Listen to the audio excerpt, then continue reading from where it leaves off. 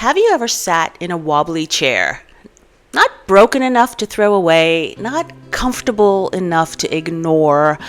So what do? Without even thinking, you shift your weight. You lean a little bit differently. Your muscles tense just enough to keep you balanced. You're constantly making tiny adjustments. And you'll find that after a while, you stop noticing that you're doing it.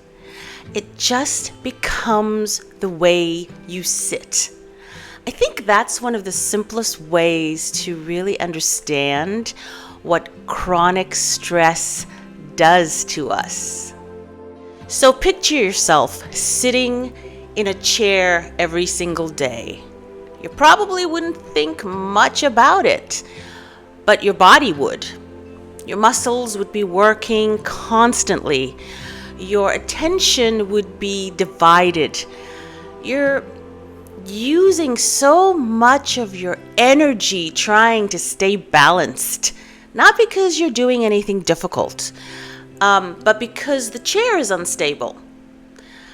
That effort would eventually become so familiar that you'd stop noticing it. You'd think to yourself, this is just how sitting feels. I think many women live exactly like this, not because they're weak, but because they have adapted. They have adapted to years of responsibility, years of uncertainty, years of carrying the mental load, years of anticipating problems before they happen. The nervous system learns, I need to stay steady. So instead of relaxing, they brace, not just occasionally, all day long, sometimes for years. Bracing isn't always panic. Sometimes it looks like being incredibly capable, dependable, prepared, successful, and from the outside, everything looks fine, but inside, you're exhausted. Here's what makes this so difficult. When you've sat in the wobbly chair long enough, you forget what a stable chair feels like. That's what happens with chronic stress. Calm starts feeling unfamiliar. Rest feels uncomfortable.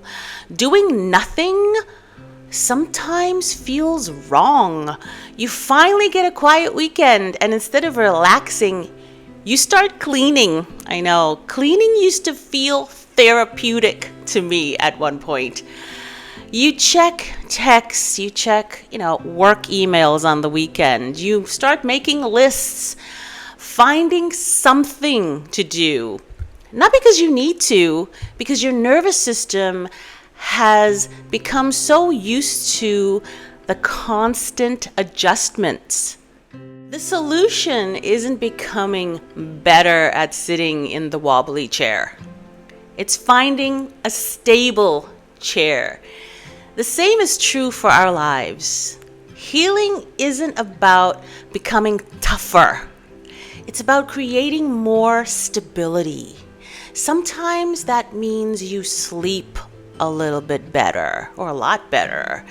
Sometimes stronger boundaries. Sometimes it's learning to trust yourself. Sometimes slowing down enough for your nervous system to discover it doesn't have to stay on guard all the time. Because when the chair becomes stable, your body naturally stops compensating. That's what steadiness means to me. Not a life without stress, not perfect peace. Steadiness is having a nervous system that no longer believes that it has to compensate for everything. So here's the question I'd like to leave with you today. Where in your life have you become so accustomed to compensating that you have forgotten what genuine stability feels like. Where in your life have you become so accustomed to compensating that you've forgotten what genuine stability feels like? Sometimes healing doesn't begin by trying harder. I mean, we've all tried harder at something at some point. Sometimes it just begins by noticing the chair you've been sitting in for too long. If this resonates with you, I'd love to hear from you in the comments.